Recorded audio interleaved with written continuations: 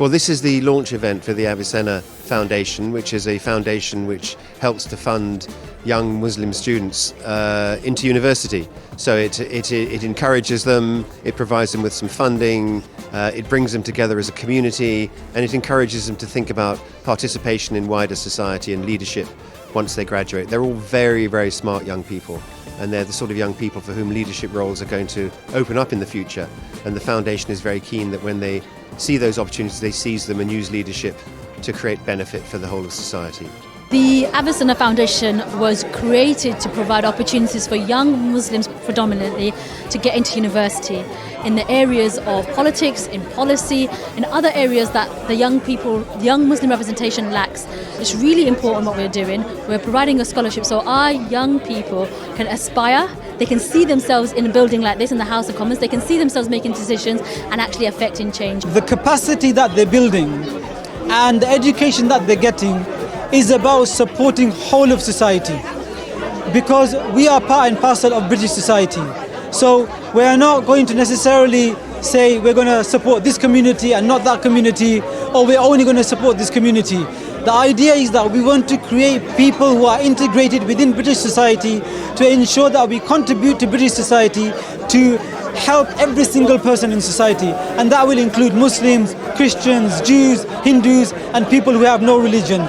We want them to be representatives of everybody in society, and anybody who needs a voice, we want them to be a representative of those people. To be honest, it came up about a year ago. I was just scrolling through Instagram and it came up on my feed, and I saw something about, it was about Muslims, and it was a charity trying to help an emerging talent in the Muslim community.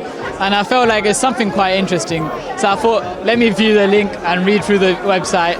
Since it was a new charity, the website wasn't fully developed yet, but from what I'd seen, it seemed very interesting.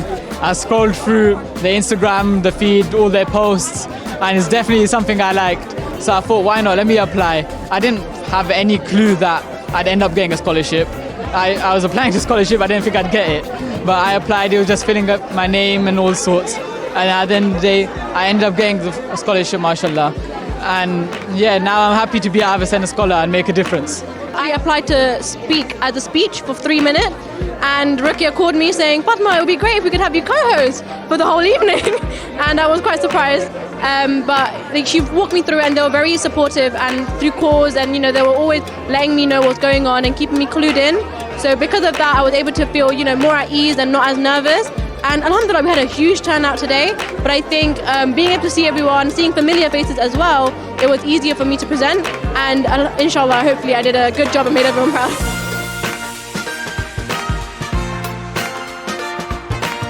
When we come together, we create solidarity, a bond, belonging, and a sense of purpose.